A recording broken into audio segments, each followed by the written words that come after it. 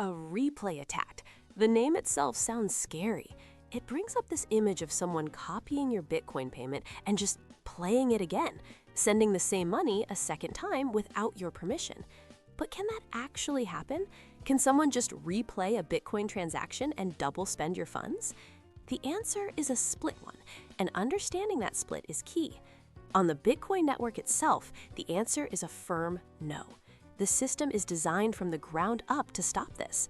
Think of a Bitcoin transaction input like a single-use concert ticket. You scan it at the gate, the light turns green, and you go in. If you or anyone else tries to scan that same ticket again, the scanner flashes red. Already used. It's spent. Done. Bitcoin works the same way. It tracks spendable chunks of value. When you make a transaction, you use up specific chunks. Those chunks are now spent. They're gone from the pool of spendable funds. So if an attacker copies your transaction and tries to broadcast it again, the network nodes will look at it, check their records, and see that the tickets, the inputs, have already been used. The transaction is immediately rejected. Copying the transaction data doesn't create new money, any more than photocopying a concert ticket gets you another seat in the venue. It's still pointing to the same already claimed spot. So, if it's blocked on Bitcoin, where does the real risk come from? Replay attacks become a genuine concern when a blockchain splits in two, an event called a fork. Imagine a book of records that is suddenly photocopied. Now you have two identical books. From that moment on, new pages can be written in each book independently. A fork is just like that. You start with two identical blockchains. The problem is, a transaction that was valid for the original book might still look perfectly valid for the copied one. They share the same history, the same rules. This is the replay problem. Let's say you want to spend coins on chain A. You sign a transaction. An attacker could take that exact same signed transaction and broadcast it on chain B.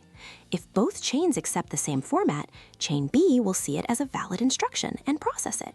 You just spent coins on a chain you didn't intend to. So how do we fix this? The solution is called replay protection. After a fork, one or both of the new chains can add a special rule, like a unique digital stamp. A transaction for chain A gets the A-only stamp. A transaction for chain B gets the B-only stamp. If a transaction with an A-only stamp shows up on chain B, it's immediately rejected. It's now invalid in that different context. This helps clear up some big myths.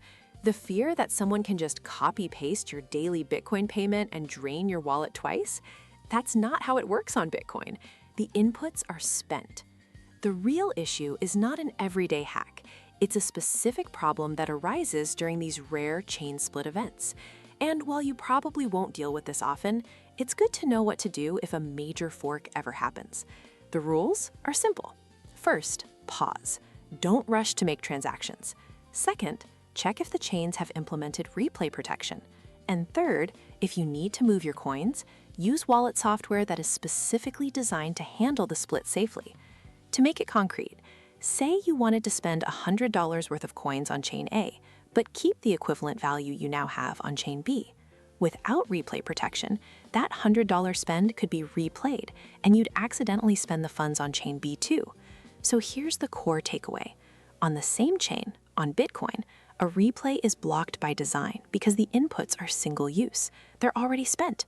But when you have two chains after a fork, whether a replay is possible depends entirely on whether there's replay protection in place. Bitcoin's fundamental design keeps you safe from this day-to-day.